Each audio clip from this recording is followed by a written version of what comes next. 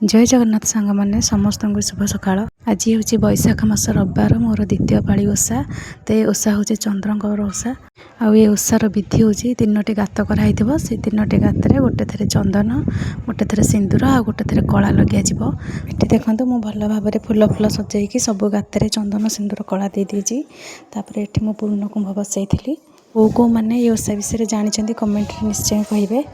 तो तापर ये फुल दे सजाई सारापर गोटे गाତରେ पानी आ गोटे गाତରେ क्षीर आ गोटे गाତରେ केवल गुड़ पणा देकी पूजा करी। भोग करने मु कदली अंगूर साकर फेणी चना नहीं तापर ये धूप दीप देकी मु पूजा कर सारापर ये 3टी गात को गोटे टंगा साहाय्य भल भाव में घोड़े देती कारण संध्या बेले जाके भितर दीप जलिए। तो संध्या बेले संज दे सारापर मुझे टंगा को काढ़ी निए कारण टंगा न घोड़े कुकुर मुह मारिदेव से टंगा घोड़े दिए। जदि आपण मैंने ओषा विषय जानते मत कमेंट कहे। रही जय जगन्नाथ।